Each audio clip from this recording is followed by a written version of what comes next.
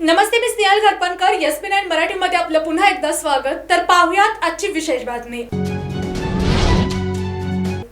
खोची तालुका हातकणंगले जिल्हा कोल्हापूर गावच्या विकासाच्या मोठ्या घोषणा केल्या जात असताना मूलभूत सुविधांकडे मात्र दुर्लक्ष होत असल्याचा आरोप ग्रामस्थांकडून केला जात आहे. तर पाहुयात आजची सविस्तर बातमी. विशेषतः गावातील स्मशानभूमीची अवस्था अत्यंत दयनीय बनली असून अंत्यविधीसारख्या संवेदनशील आणि दुःखद प्रसंगी नागरिकांना मोठा गैरसोयीचा सामना करावा लागत आहे. स्मशानभूमीतील शेडची पत्रे जीर्ण झाली असून ती कोणत्याही क्षणी कोसळण्याच्या स्थितीत आहेत. त्यामुळे अंत्यविधीसाठी आलेल्या नागरिकांच्या जीवितास धोका निर्माण झाला आहे. अनेकदा ग्रामपंचायतीकडे या समस्येकडे लक्ष वेधण्यात आले, मात्र अद्याप कोणतीही ठोस कार्यवाही करण्यात आलेली नसल्याची खंत ग्रामस्थांनी व्यक्त केली आहे. अलीकडेच एका व्यक्तीच्या अंत्यविधीवेळी मुसळधार पाऊस सुरू असताना स्मशानभूमीतील अपुऱ्या आणि धोकादायक व्यवस्थेमुळे नातेवाईक व ग्रामस्थांना अत्यंत हालअपेष्टा सहन कराव्या लागल्या. मृत व्यक्तीला अखेरचा निरोप देताना सुद्धा नागरिकांना पावसात भिजत उभे राहावे लागले. या घटनेमुळे ग्रामस्थांच्या भावना तीव्र झाल्या असून ग्रामपंचायत प्रशासनाविरोधात संताप व्यक्त केला जात आहे. ग्रामस्थांचा आरोप आहे की गावातील इतर विकास कामांच्या नावाखाली मोठ्या प्रमाणात निधी खर्च केला जातो, मात्र अत्यावश्यक आणि संवेदनशील स्मशानभूमीसारख्या सुविधांकडे सातत्याने दुर्लक्ष केले जात आहे. स्थानिक लोकप्रतिनिधी आणि ग्रामपंचायत प्रशासन यांनी केवळ आश्वासनाची खैरात न करता तात्काळ प्रत्यक्ष काम करून स्मशानभूमीची दुरुस्ती करावी, अशी जोरदार मागणी होत आहे. जीवित असताना नागरिकांना सुविधा नाहीत आणि मृत्यूनंतरही सन्मानाने अंत्यसंस्कार करण्यासाठी योग्य व्यवस्था नाही, ही ग्रामस्थांसाठी अत्यंत लाजिरवाणी बाब असून अशा तीव्र शब्दात ग्रामस्थांनी नाराजी व्यक्त केली आहे. स्मशानभूमीच्या दुरुस्तीसाठी तातडीने निधी उपलब्ध करून सुरक्षित शेड, स्वच्छता, पाणी आणि आवश्यक मूलभूत सुविधा उभाराव्यात, अन्यथा ग्रामस्थांच्या वतीने तीव्र आंदोलन छेडण्यात येईल, असा इशाराही यावेळी देण्यात आला आहे. पंडित पोवार, दिनकर घाटगे, कुमार पोवार, शत्रुघ्न बाबर, बंडू थोरवत, भीमराव माने, तानाजी थोरवत, सदाशिव घाटगे, पतंगराव वाघ आणि ग्रामस्थ उपस्थित होते. मौजे शिंगणापूर येथे आज सकाळी घडलेल्या दुर्दैवी घटनेत मानस गणेश कांबळे वय 6 वर्ष या चिमुकल्याचा नदीत बुडून मृत्यू झाला. या घटनेमुळे परिसरात शोककळा पसरली असून कांबळे कुटुंबियांवर दुःखाचा डोंगर कोसळला आहे. तर पाहुयात आजची सविस्तर बातमी. मिळालेल्या माहितीनुसार मानस कांबळे हा आज सकाळी सुमारे 8 वाजण्याच्या सुमारास आपल्या वडिलांसोबत नदीवर पोहण्यासाठी गेला होता. नदीत उतरल्यावर काही वेळातच तो खोल पाण्यात गेल्याने बुडाला. मुलगा दिसेनासा झाल्याचे लक्षात येताच त्याचा शोध घेण्याचा प्रयत्न सुरू करण्यात आला, मात्र तो सापडत नसल्याने तातडीने जिल्हा आपत्ती व्यवस्थापन विभागाला माहिती देण्यात आली. घटनेची माहिती मिळताच जिल्हा आपत्ती व्यवस्थापन विभागाचे बचाव पथक तात्काळ घटनास्थळी दाखल झाले. पथकाने नदी परिसरात शोध मोहीम सुरू केली. नदीतील पाण्याचा प्रवाह खोल आणि प्रतिकूल परिस्थितीचा सामना करत बचाव पथकाने सुमारे 2 तास अथक प्रयत्न केले. अखेर नदीच्या पाण्यातून मानसचा मृतदेह शोधून बाहेर काढण्यात यश आले. मृतदेह बाहेर काढल्यानंतर आवश्यक पंचनामा व पुढील वैद्यकीय तपासणीसाठी तो पोलिसांच्या ताब्यात देण्यात आला. या घटनेची नोंद संबंधित पोलीस ठाण्यात करण्यात आली असून पुढील तपास सुरू आहे. या शोध आणि बचाव मोहिमेत कृष्णात सोरटे, शैलेश हांडे, प्रीतम केसरकर, प्रथमेश येरुडकर, आदिनाथ कांबळे, अविराज बलुगडे, शुभम माडगूत, सुदेश चव्हाण, अविनाश चरापले यांनी विशेष परिश्रम घेतले. तसेच कोल्हापूर महानगरपालिका अग्निशामक दलाच्या जवानांनीही महत्त्वपूर्ण योगदान देत मोहिमेत सक्रिय सहभाग नोंदवला. अत्यंत कमी वयातील बालकाचा अशा प्रकारे मृत्यू झाल्याने शिंगणापूर गावासह परिसरातील नागरिकांनी हळहळ व्यक्त केली आहे. या दुर्दैवी घटनेमुळे गावात शोकमय वातावरण निर्माण झाले असून नागरिकांकडून कांबळे कुटुंबियांप्रती संवेदना व्यक्त करण्यात येत आहे. सहकारातून समृद्धीकडे या संकल्पनेला अधिक बळकटी देण्यासाठी केंद्रीय सहकारिता मंत्रालयाच्या वतीने महत्त्वपूर्ण बैठक आयोजित करण्यात आली. तर पाहुयात आजची सविस्तर बातमी. केंद्रीय सहकारिता राज्यमंत्री कृष्ण पाल गुर्जर यांच्या उपस्थितीत राष्ट्रीय सहकारी महासंघ आणि संघटनांच्या प्रतिनिधींशी विविध विषयांवर चर्चा करण्यात आली। येत्या 29 जून ते 6 जुलै 2026 या कालावधीत सहकारिता मंत्रालयाच्या स्थापनेला 5 वर्ष पूर्ण होत असल्याच्या निमित्ताने आयोजित करण्यात येणाऱ्या सेलिब्रेशन वीक कार्यक्रमाच्या तयारीचा सविस्तर आढावा या बैठकीत घेण्यात आला। देशभरातील सहकार क्षेत्रात झालेल्या ऐतिहासिक सुधारणा, उल्लेखनीय उपलब्धी आणि परिवर्तनकारी उपक्रम अधिक प्रभावीपणे जनसामान्यांपर्यंत पोहोचवण्यावर विशेष भर देण्यात आला। बैठकीत युवक, महिला आणि ग्रामीण भागातील नागरिकांचा सहकार चळवळीत अधिकाधिक सहभाग वाढवण्यासाठी विविध जनजागृती उपक्रम, माध्यम संवाद, डिजिटल मोहीम आणि जनसंपर्क अभियान राबवण्याबाबत चर्चा झाली। तसेच राष्ट्रीय सहकारी संस्थांनी आयोजित होणाऱ्या कार्यक्रमांचे नियमित निरीक्षण, व्यापक जनसहभाग आणि सहकार क्षेत्राबाबत जागरूकता निर्माण करण्यासाठी नवप्रकल्पांना प्रोत्साहन देण्याचे आवाहन करण्यात आले। यावेळी सहकारिता मंत्रालय देशभरातील सहकार चळवळीला नवी ऊर्जा देत आत्मनिर्भर भारताच्या निर्मितीत सहकार क्षेत्राची भूमिका अधिक मजबूत करण्यासाठी सातत्याने कार्यरत असल्याचे नमूद करण्यात आले। पंतप्रधान नरेंद्र मोदी यांच्या मार्गदर्शनाखाली आणि केंद्रीय गृहमंत्री व सहकार मंत्री अमित शहा यांच्या नेतृत्वाखाली सहकार क्षेत्राला नवे बळ मिळत असल्याचेही बैठकीत अधोरेखित करण्यात आले।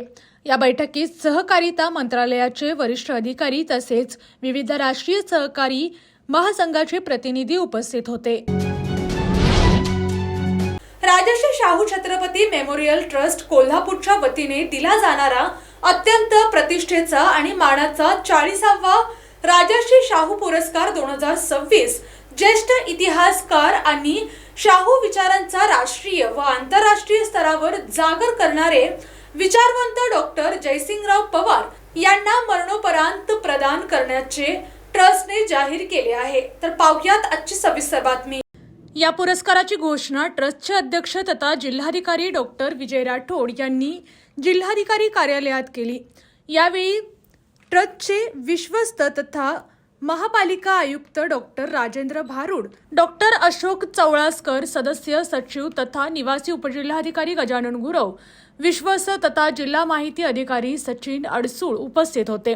समाज प्रबोधन, समाजसेवा, साहित्य, कला, संस्कृती, संगीत, शिक्षण आणि क्रीडा या क्षेत्रात उल्लेखनीय योगदान देणाऱ्या महनीय व्यक्तींना 1984 पासून हा पुरस्कार देऊन सन्मानित करण्यात येते। यंदा राजर्षी शाहू महाराजांच्या 152व्या जयंती दिनी म्हणजेच 26 जून 2026 रोजी सायंकाळी 6:30 वाजता शाहू स्मारक येथे या भव्य पुरस्कार सोहळ्याचे आयोजन करण्यात आले आहे। 1 लाख रुपये स्मृतिचिन्ह व मानपत्र असे या सर्वोच्च पुरस्काराचे स्वरूप आहे। महाराष्ट्रातील ज्येष्ठ आणि व्यासंगी इतिहास संशोधक म्हणून डॉक्टर जयसिंगराव पवार यांचे नाव अग्रक्रमाने घेतले जाते। त्यांनी आपले संपूर्ण आयुष्य मराठेशाहीचा इतिहास आणि राजर्षी शाहू महाराजांचे पुरोगामी विचार जगभरात पोहोचवण्यासाठी समर्पित केले। सांगली जिल्ह्यातील तडसर येथे 30 डिसेंबर 1941 रोजी जन्मलेल्या डॉक्टर पवार यांनी कोल्हापूरच्या राजाराम कॉलेजमधून उच्च शिक्षण घेऊन शिवाजी विद्यापीठातून इतिहासात प्रथम क्रमांकाचे MA आणि त्यानंतर PhD पूर्ण केली। त्यांनी शिवाजी विद्यापीठाच्या इतिहास विभागात प्राध्यापक म्हणून प्रदीर्घ काळ कामे केली असून विद्यापीठाच्या राजर्षी शाहू संशोधन केंद्राचे मानद संचालक म्हणूनही त्यांची कारकीर्द अत्यंत उल्लेखनीय राहिली आहे। डॉक्टर पवार यांनी मराठा इतिहासातील अनेक दुर्लक्षित पैलूंवर सखोल प्रकाश टाकत 40हून अधिक ग्रंथांचे लेखन व संपादन केले आहे। त्यांनी संपादित केलेल्या तब्बल 1250 पानांचा राजर्षी शाहू स्मारक ग्रंथ हा इतिहास संशोधनातील एक महत्त्वाचा मैलाचा दगड मानला जातो। एवढेच नव्हे तर त्यांच्या पुढाकाराचे आणि महाराष्ट्र इतिहास प्रबोधनीच्या माध्यमातून शाहू महाराजांचे चरित्र मराठीसह अनेक भारतीय व परकीय भाषांमध्ये अनुवादित करण्यात आले। छत्रपती शिवाजी महाराजांच्या मृत्यूनंतर तब्बल 25 वर्ष मराठ्यांनी औरंगजेबाच्या बलाढ्य सैन्याविरुद्ध जो रोमहर्षक आणि दैदिप्यमान लढा दिला त्याचा साधार इतिहास डॉक्टर पवार यांनी जगासमोर आणला। त्यांच्या या अविरत ज्ञान साधनेची दखल घेत राष्ट्रीय व आंतरराष्ट्रीय स्तरावर त्यांचा गौरव करण्यात आला आहे। सन 2009 मध्ये महाराष्ट्र विधानमंडळातर्फे प्रकाशित राजर्षी शाहू महाराजांच्या जीवन व कारकिर्दीवर ग्रंथाचे विमोचन देशाच्या तत्कालीन माननीय राष्ट्रपती श्रीमती प्रतिभाताई पाटील यांच्या हस्ते झाले होते। तर 2013 मध्ये माननीय राष्ट्रपती श्री प्रणव मुखर्जी यांच्या हस्तेही त्यांचा विशेष सन्मान करण्यात आला होता। त्यांना आचार्य अत्रे साहित्य पुरस्कार, डिलीट पदवी यांसह 30 पेक्षा जास्त प्रतिष्ठित पुरस्कार लाभले आहेत। महाराणी ताराबाई, छत्रपती शिवाजी महाराज, सेनापती संताजी घोरपडे आणि राजर्षी शाहू एक दृष्टिक्षेप ही त्यांची प्रमुख ग्रंथ संपदा आजही इतिहास अभ्यासकांसाठी दीपस्तंभ ठरत आहे। यापूर्वी हा ऐतिहासिक पुरस्कार भाई माधवराव बागल, नागगोरे, बाबा आढाव, डॉक्टर जनार्दन वाघमारे, डॉक्टर अभय बंग आणि डॉक्टर राणी बंग तसेच डॉक्टर जब्बार पटेल यांसारख्या थोर विचारवंतांना व समाजसेवकांना प्रदान करण्यात आला आहे।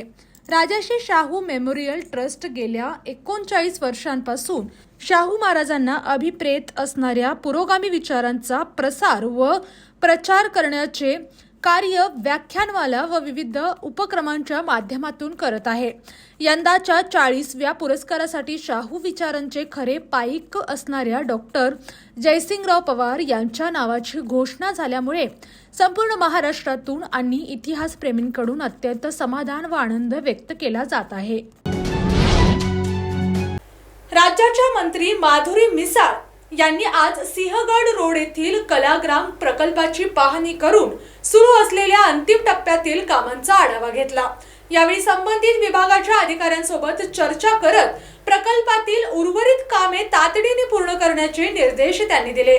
तर पाहुयात आजची सविस्तर बातमी। कलाग्राम मध्ये विविध सांस्कृतिक, सामाजिक आणि शैक्षणिक कार्यक्रमांचे नियोजन आयोजित केले जात असल्याने नागरिकांचा वापर आणि प्रतिसाद मोठ्या प्रमाणात वाढत आहे। त्यामुळे उपलब्ध सुविधांचा अधिक प्रभावी वापर होण्यासाठी आणि नागरिकांना दर्जेदार सुविधा मिळाव्यात यासाठी प्रकल्पातील उर्वरित कामे लवकर पूर्ण करणे आवश्यक असल्याचे मंत्री माधुरी मिसाळ यांनी सांगितले। पाहणी दरम्यान प्रकल्पाच्या प्रगतीचा सविस्तर आढावा घेण्यात आला। तसेच आगामी काळात कलाग्राम अधिक सक्षम आणि नागरिकाभिमुख केंद्र म्हणून विकसित करण्यासाठी आवश्यक उपाययोजनांवर चर्चा करण्यात आली। यावेळी स्थानिक नगरसेवक आनंद रिते, प्रसन्न जगताप यांच्यासह संबंधित विभागाचे वरिष्ठ अधिकारी उपस्थित होते। नागरिकांच्या वाढत्या गरजा लक्षात घेऊन कलाग्राम प्रकल्पाचे काम निर्धारित वेळेत पूर्ण करण्यासाठी प्रशासनाने विशेष प्रयत्न करावेत असे निर्देशही यावेळी देण्यात आले। बेळगाव जिल्ह्यातील चिकोडी येथील हरहुन्नरी कलाकारी बसवराज हे गेल्या तब्बल 25 वर्षांपासून आपल्या गायन आणि पेटी वादनाच्या कलेच्या माध्यमातून कुटुंबांचा उदरनिर्वाह करत आहेत। तर पाहुयात आजची सविस्तर बातमी। संगीताची आवड आणि कलेप्रती असलेली निष्ठा यांच्या बळावर त्यांनी अनेक चढ उतारांचा सामना करत आपला कला प्रवास अखंड सुरू ठेवला आहे। बसवराज यांचे गायन आणि पेटीवादन रसिकांच्या मनाला भिडणारे असून विविध धार्मिक, सांस्कृतिक आणि सामाजिक कार्यक्रमांमध्ये ते आपली कला सादर करतात। बदलत्या काळात कलाकारांसमोर अनेक आर्थिक आव्हाने उभी ठाकली असतानाही त्यांनी कलेची साथ सोडली नाही। आपल्या सुरेल आवाजाने आणि पेटीच्या मधुर स्वरांनी ते प्रेक्षकांचे मनोरंजन करत आहेत। कुटुंबाचा गाडा हाकण्यासाठी त्यांनी कलेलाच व्यवसायाचे रूप दिले आहे। त्यांच्या या संघर्षमय आणि प्रेरणादायी प्रवासामुळे अनेक नवोदित कलाकारांनाही प्रेरणा मिळत आहे। आजही बसवराज तेवढ्याच उत्साहाने आणि समर्पणाने आपली कला सादर करत असून कलेच्या माध्यमातून समाजात आपली वेगळी ओळख निर्माण केली आहे। कलेची परंपरा जपत, संकटांशी 2 हात करत आणि संगीताची सेवा करत राहणारे बसवराज हे खऱ्या अर्थाने लोककलावंतांचे प्रतिनिधित्व करणारे व्यक्तिमत्व ठरले आहे। महाराष्ट्र प्रदूषण नियंत्रण मंडळ कोल्हापूर व राजर्षी छत्रपती शाहू महाराज स्केटिंग प्रशिक्षण केंद्र आणि शिक्षण महर्षी डॉक्टर बापूजी साळुंखे स्केटिंग प्रशिक्षण केंद्राच्या वतीने प्रतिवर्षीप्रमाणे यावर्षी पर्यावरण संदेश स्केटिंग रॅलीचे आयोजन करण्यात आले। तर पाहुयात आजची सविस्तर बातमी। रॅलीची सुरुवात प्रदूषण नियंत्रण मंडळाच्या प्रांगणातून महाराष्ट्र नियंत्रण मंडळ सदस्य मान्य श्री खराडे साहेब यांच्या हस्ते करण्यात आले। विविध संदेशचे फलक बाल स्केचिंग पटूंनी घेतले होते। त्यामुळे प्रामुख्याने झाडे लावा, झाडे जगवा, प्लास्टिक हटवा, देश बचाव, कापडी पिशवी घरोघरी, पर्यावरणाचे रक्षण करी, झाडांना करू नका नष्ट, श्वास घेण्यास होईल कष्ट असे फलक होते। शहरातील प्रमुख मार्गाने फिरून ही रॅली महावीर गार्डन येथे आणण्यात आली। त्या ठिकाणी सहभागी मुलांना प्रमाणपत्र देण्यात आले आणि आयुर्वेदिक झाडांचे वृक्षारोपण करण्यात आले। रॅलीचे संयोजन आंतरराष्ट्रीय स्केटिंग प्रशिक्षण प्राचार्य डॉक्टर महेश कदम, सागर कुंभार, धनश्री कदम, योगिता घोरपडे, भास्कर कदम यांनी केले। मुंबई मंत्रालय येथे राज्याच्या नगरविकास राज्यमंत्री तथा कोल्हापूरच्या सहपालकमंत्री माधुरी मिसाळ यांची भेट घेऊन कोल्हापूर महानगरपालिका हद्दीतील तावडे हॉटेल ते गांधीनगर परिसरातील नागरिकांच्या मिळकतीचे नियमितीकरण करण्याची मागणी करण्यात आली। तर पाहुयात आजची सविस्तर बातमी। सर्वोच्च न्यायालयाच्या आदेशानुसार तावडे हॉटेल ते गांधीनगर या परिसरातील एकूण 204 मिळकती ग्रीन झोन मध्ये असल्याने त्या अनधिकृत ठरल्या आहेत। लवकरच या मिळकतीवर जमीनदोस्त करण्याची कारवाई होण्याची शक्यता असल्याने संबंधित मालमत्ता धारकांमध्ये चिंतेचे वातावरण निर्माण झाले आहे। उजगाव ग्रामपंचायत आणि कोल्हापूर महानगरपालिका यांच्यातील हद्दीबाबतच्या वादामुळे या मालमत्ता धारकांवरही परिस्थिती ओढवली असल्याचे सांगण्यात आले। या भागाचा समावेश महानगरपालिका हद्दीत झाल्यानंतर संबंधित नागरिकांनी त्यांच्या मिळकतीचे नियमितीकरण करण्यासाठी महानगरपालिकेकडे पाठपुरावा केला होता। मात्र सदर जागा ग्रीन झोन मध्ये येत असल्याने त्यांची मागणी फेटाळण्यात आली।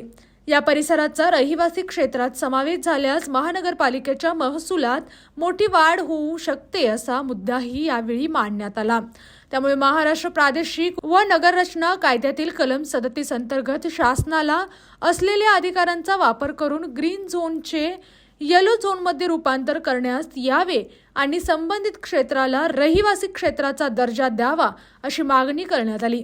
यावेळी संबंधित विभागाच्या अधिकाऱ्यांची तातडीने बैठक बोलवून प्रश्नांवर सकारात्मक निर्णय घेण्याची विनंतीही मंत्री माधुरी मिसाळ यांच्याकडे करण्यात आली। या मागणीमुळे तावडे हॉटेल ते गांधीनगर परिसरातील शेकडो कुटुंबांना दिलासा मिळण्याची अपेक्षा व्यक्त केली जात आहे। शिवाजी विद्यापीठाच्या लोकनेते बाळासाहेब देसाई अध्यासन केंद्रातर्फे राबवण्यात येणाऱ्या उपक्रमांसाठी राज्य शासनाकडून निधीची अजिबात कमतरता भासू दिली जाणार नाही अशी ग्वाही राज्याचे पर्यटन व खनिज कर्म मंत्री शंभूराज देसाई यांनी केली। तर पाहुयात आजची सविस्तर बातमी। शिवाजी विद्यापीठात मंत्री श्री देसाई यांनी लोकनेते बाळासाहेब देसाई अध्यासन कामकाजाच्या अनुषंगाने आज आढावा बैठक घेतली। या आढावा बैठकीसाठी कुलगुरू डॉक्टर राजनीश कामत, प्राचार्य कुलगुरू डॉक्टर ज्योती जाधव यांच्यासह कुलसचिव डॉक्टर विलास शिंदे, वित्त व लेखाधिकार डॉक्टर सुहासिनी जाधव, मानव्यशास्त्र विद्याशाखेचे अधिष्ठाता डॉक्टर महादेव देशमुख उपस्थित होते। मंत्री देसाई म्हणाले, लोकनेते बाळासाहेब देसाई यांच्या अथक प्रयत्नांमुळेच शिवाजी विद्यापीठ कोल्हापुरात झाले। त्यांचे व्यक्तिमत्व आणि जीवनकार्य याविषयी नव्या पिढीला माहिती हवी। या दृष्टीने विद्यापीठाने त्यांच्या कार्यक्षेत्रातील प्रत्येक जिल्ह्यात किमान 20 महाविद्यालयांमध्ये कार्यशाळा, व्याख्याने आदींचे आयोजन व्यापक पातळीवर करावे। तसेच ग्रामीण, शहरी अशा सर्वच स्तरातील युवकांपर्यंत स्वर्गीय देसाई यांच्या भरीव कार्याची माहिती पोहोचवण्यासाठी नवीन तंत्रज्ञानाचा अवलंब करीत समाज माध्यमांद्वारे माहिती घ्यावी अशी सूचना केली। त्याखेरीज विद्यापीठाने लोकनेते देसाई दालनाचा प्रस्ताव तयार करून त्वरित शासनाकडे पाठवावा। यासाठी लागणाऱ्या आवश्यक पदांचा प्रस्तावही सादर करावा। प्रारंभी अध्यासनाचे प्रमुख डॉक्टर अवनीश पाटील यांनी स्वागत करून अध्यासनाच्या कामगिरीचा आढावा सादर केला। या बैठकीला डॉक्टर विजी पानसकर, डॉक्टर वैभव ढेरे, गजानन पळसे, डॉक्टर दत्तात्रय मचाले, अवधूत चव्हाण, डॉक्टर माया देसाई, डॉक्टर सोनल मंगल, संदीप केसरकर, डॉक्टर उमाकांत हत्तीकट आदी उपस्थित होते। अशाच जिल्ह्यातील, राज्यातील व राष्ट्रीय स्तरावरील ताज्या बातम्या पाहण्यासाठी पाहत रहा SP9 मराठी न्यूज चॅनेल।